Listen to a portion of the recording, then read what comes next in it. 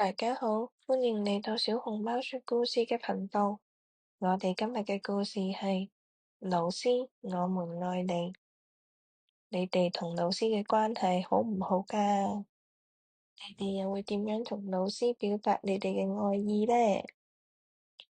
老師，我們愛你。路易斯·艾馬維斯卡。喺一座寧靜嘅森林入面，有一所非常特別嘅學校。松鼠、狐狸、小熊、鴨子、青蛙同兔子都喺度準備緊全新嘅一日。等等先，臭油鼠喺邊度呢？快啲起身啦，懶瞓豬，你就嚟遲到啦！每日朝早，羚羊老師都會帶住微笑咁迎接每一位小朋友。臭油鼠同兔子喺度同老師展示緊佢哋嘅畫作，松鼠同小熊就一個字一個字咁慢慢讀書。羚羊老師同佢哋講，只要耐心咁練習，有一日佢就可以自己睇書啦。羚羊老師鍾意教學生跳舞同埋音樂，小熊、青蛙同兔子喺度學習演奏小提琴、鋼琴，仲有長笛。而臭油鼠、松鼠、鴨子，仲有狐狸，就真係好鍾意跳舞啦。不過佢哋最鍾意嘅都係同老師一齊讀故事嘅時間。再讀多一半啦，羚羊老師，唔該你啊！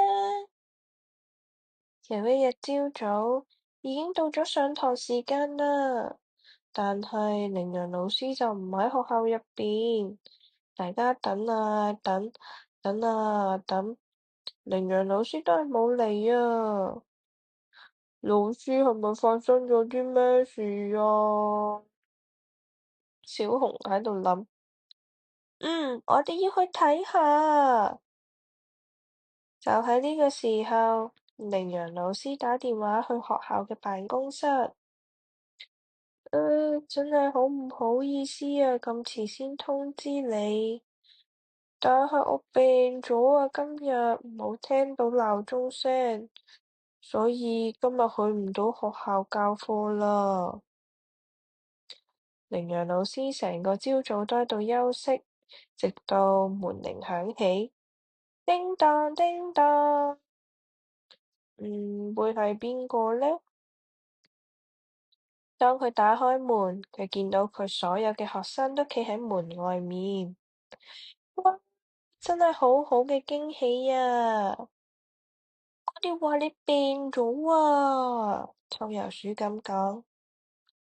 我爸爸呢，就為大家整咗三文治。小熊好開心咁講。我帶咗熱朱古力嚟啊！兔仔細細聲咁講。我呢，就帶咗氣球嚟幫你加油。青蛙好開心咁講。鴨子同我就帶咗一束花同一本書。大家都一齊度過咗快樂嘅下午茶時光，老師都好開心啊。但係佢都仲係唔係好舒服。我諗我應該要返去床度休息啦。羚羊老師同佢嘅學生講再見之後，就返去床上邊。但係呢個時候，老師，想唔想我哋幫你講故事啊？可以等你快啲瞓覺噶。咁真係太好啦！羚羊老師答佢哋，佢對住圍住佢嘅學生微笑。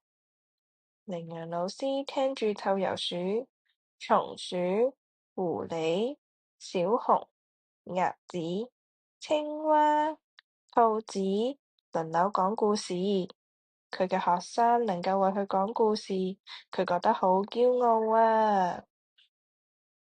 羚羊老師好愛佢嘅學生，每日都會對住佢哋微笑，亦都會每日喺學校門口迎接佢哋。咁而佢嘅學生都好愛佢，喺佢生病嘅時候都去探訪佢，亦都同佢哋講故事。你哋有冇諗到咩辦法可以同老師表達你哋嘅敬意啊？